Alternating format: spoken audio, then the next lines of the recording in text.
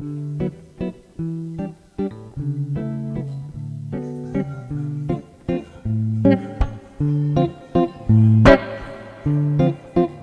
m'arrive de rencontrer des gens qui sont très angoissés par les trous noirs. L'histoire des trous noirs qu'on a découvert dans l'univers a déclenché chez certains un sentiment difficile, une espèce d'angoisse.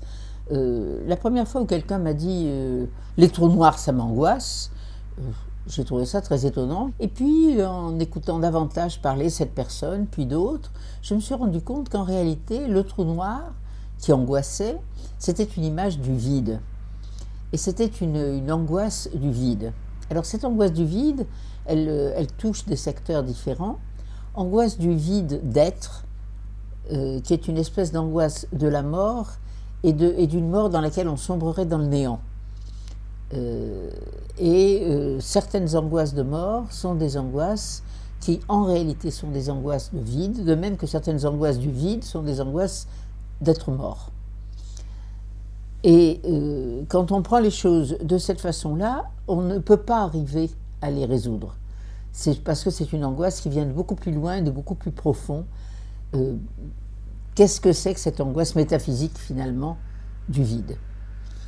Descartes, par exemple, avait une telle angoisse du vide, une telle horreur du vide, que lorsque Pascal a démontré l'existence du vide, pour Descartes, c'était absolument scandaleux. Enfin, le vide ne peut pas exister. Effectivement, c'est une drôle de formule de penser que le vide existerait. Qu'est-ce qu'on fait de ce concept-là ? Mais je pense qu'affectivement, c'est d'autre chose que parle cette angoisse métaphysique. C'est une angoisse de non-être personnel, c'est une angoisse de ne pas vivre, c'est une angoisse de ne plus vivre, c'est une angoisse de ne pas se sentir vivant. Et je crois que quand cette angoisse est très importante, ce qui arrive, quelquefois on cherche à la combler de manière très différente. On peut faire des quantités de choses pour oublier complètement qu'on a peur du vide. On peut accumuler des quantités de choses pour oublier qu'on a peur du vide, pour tout remplir, que comme ça le vide n'existe pas. Seulement voilà, ça ne résout rien.